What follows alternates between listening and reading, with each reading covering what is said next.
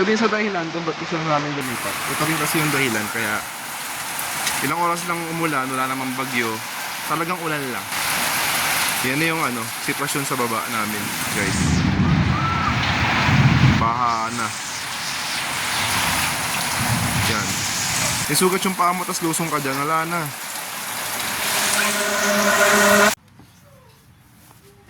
Ito yung mga araw na nag-aayos na kami ng bahay. Nililinis namin yung mga kalat na hindi dapat iwanan.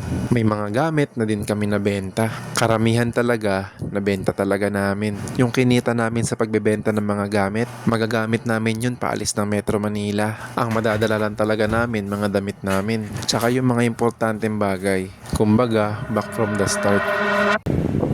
What's up guys for today's video? What's up guys, this is Dinaki Moto. For today's video is off topic muna tayo sa ating Motorstar 150 Fi or yung ating bubuyog part 2. Dahil today is our last day here in Metro Manila. So later kasi tonight pupunta na kami ng Terminal 2. Yan. Sa airport muna tayo bago Davao. Ayun. So kinaumagahan, madaling araw flight namin papunta ng Mindanao. So yun, bye-bye na Metro Manila. Hello Mindanao. Hi! Hi ka daw. Hi! So yun guys, medyo madumi nga rito sa bahay namin. Madumi talaga siya.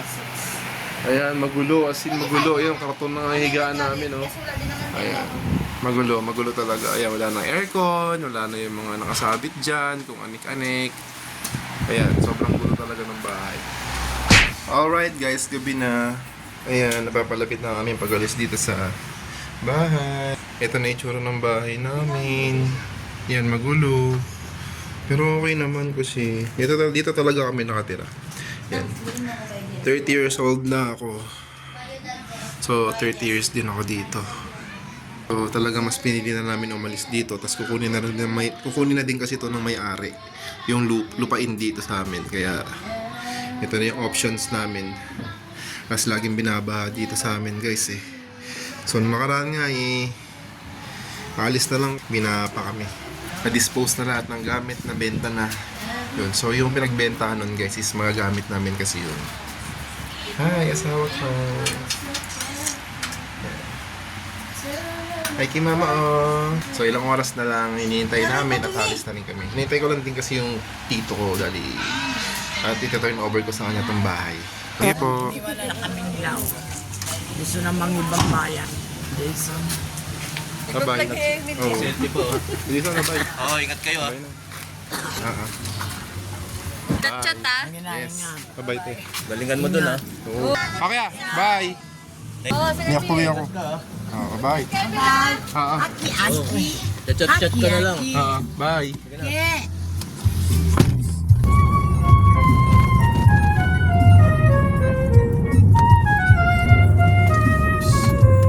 Parang nagising mo, nasa tabang na tayo.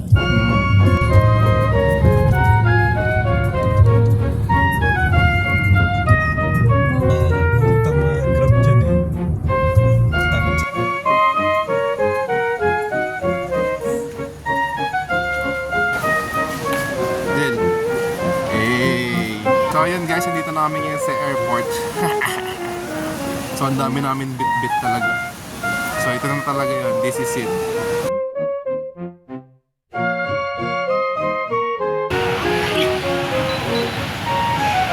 Anong oras? 3:07 na madaling araw.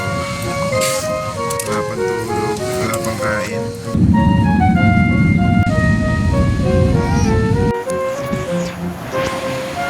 So ayun guys, nandito na kami ngayon sa Davao. Kakarating lang namin. Grabe ba? Grabe yung biyahe. Nahilo ko sa sa aeroplano. Ito pala ang Davao. Ha? Ayaw nga no. Welcome to Davao.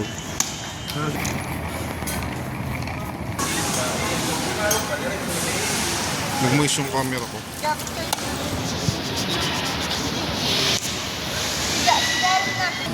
Wala kaming tulog.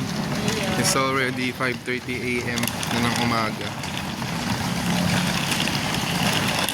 So naghihintay na yung mother ni wifey.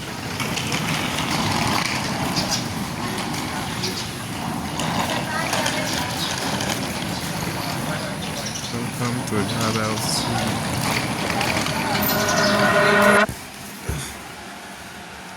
Ay, no. So yun guys, nandito na kami ngayon sa bahay. Dito sa bahay ng aking wifey.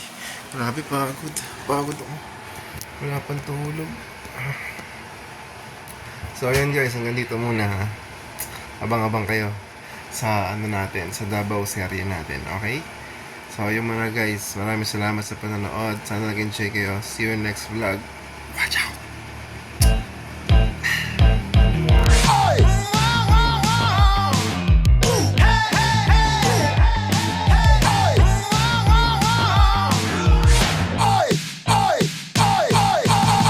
Tangina, nakakaya yung ginagawa ko ah. Pero okay lang yun, ganun talaga. At least, nakapagbigay tayo ng uniform.